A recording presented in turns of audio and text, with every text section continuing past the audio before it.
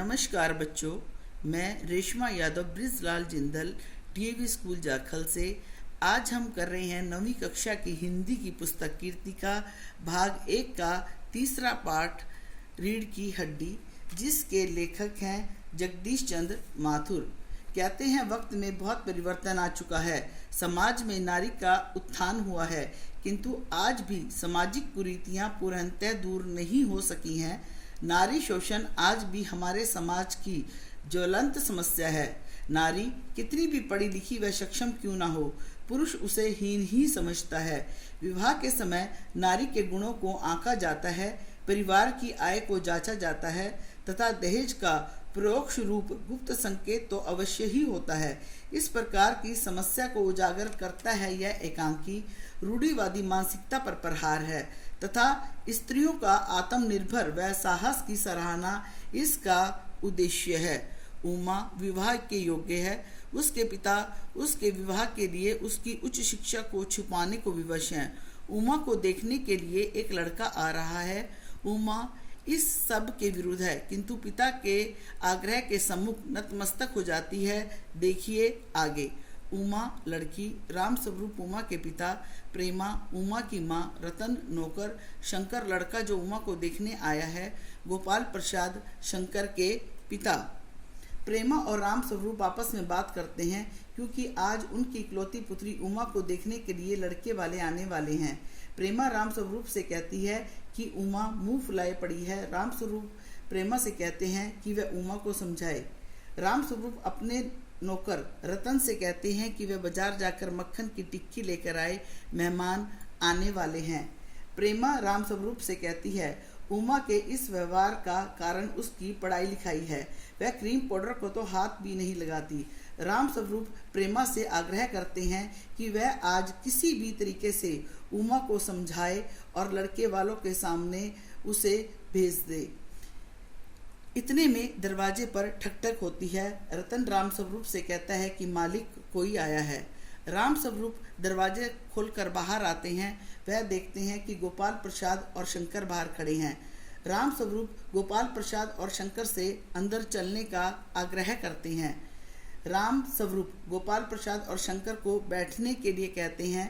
वह गोपाल प्रसाद से पूछते हैं कि उन्हें परेशानी तो नहीं हुई। गोपाल प्रसाद राम स्वरूप से कहते हैं कि घोड़े वाला आपका घर जानता था, इसलिए ज़्यादा परेशानी नहीं हुई। राम स्वरूप शंकर से भी बातें करते हैं, फिर वह चाय लेकर आते हैं। बातों का सिलसिला आगे चलता है। गोपाल प्रसाद कहते हैं कि पुराने समय में जो 10वीं पास व्यक्ति इंग्लिश लिख सकता था, अब कई समय का एमए वाला तो उसके सामने कुछ भी नहीं है। राम स्वरूप और गोपाल प्रसाद पिछले समय को अच्छा मानते हैं। गोपाल प्रसाद राम स्वरूप से कहते हैं कि सरकार ने टैक्स बहुत बढ़ा दिए हैं, उन्हें एक टैक्स और लगाना चाहिए, वह औरतों की खूबसूरती पर टैक्स। हर औरत को आज़ादी होनी चाहिए कि वह ये टैक्स कितना दे सकती है, इससे सरकार को भी लाभ होगा। यह सुनकर सब हंस पड़ते हैं। इतने में उमा पान की ट्रे लेकर आती है। गोपाल प्रसाद और शंकर उसके कानों पर सोने के फ्रेम का चश्मा देखकर एकदम हैरान हो जाते हैं। गोपाल प्रसाद पूछते हैं कि यह चश्मा पढ़ाई के लिए लगा है।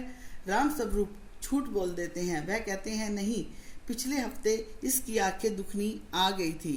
गोपाल प्रसाद उमा से गाने के लिए कहते हैं। उमा मीरा के पद मेरे तो गिरधर गोपाल, दूसरा ना कोई गाती है। गोपाल प्रसाद उमा से कई बेतुके प्रश्न पूछते हैं। राम स्वरूप चाहते हैं कि उमा गोपाल प्रसाद के बेतुके प्रश्नों का उत्तर देती रहे। गोपाल प्रसाद उमा से पूछते हैं कि क्या उसने कोई इनाम विनाम भी जीता है। राम स्वरूप उमा से कहते हैं कि वह जवाब दे। उमा भड़क जाती है। वह कहती है कि पिताजी, क्या दुकानदार कभी बेची जाने वाली कुर्सी और मेज से कुछ पूछता है? वह तो सिर्फ उसे बेचता है। तब उमा शंकर को पहचान जाती है। वह गोपाल प्रसाद से कहती है कि पूछिए अपने लाडले से कि वह पिछले साल लड़कियों के हॉस्टल के चक्कर लगाता हुआ पकड़ा गया था और काम वाली के पैर पकड़कर भागा था। गोपाल प्रसाद और शंकर हैरान हो जाते हैं कि उमा कॉलेज में पढ़ी लिखी है। उमा शंकर को भला बुरा कहती है। गोपाल प्रसाद और शंकर उठ खड़े होते हैं। उमा गोपाल प्रसाद से कहती है, हाँ चले जाओ, लेकिन आप यह जरूर दिखा लेना कि आपके बेटे की रीढ़ की हड्डी है भी या नहीं, यानी कि बैकबोन। गोपाल प्रसाद और शंकर चले जाते हैं और राम स्वरूप धम से कुर्सी पर बैठ जाते हैं। इतने में प्रेमा और रतन आते हैं। नाटक का पर्दा गिर जाता है। तो बच्चों, ये था रीढ़ की हड्डी कहानी का सार। आपको यह सार अच्छे तरीके से समझ आ गया होगा। धन्यवाद।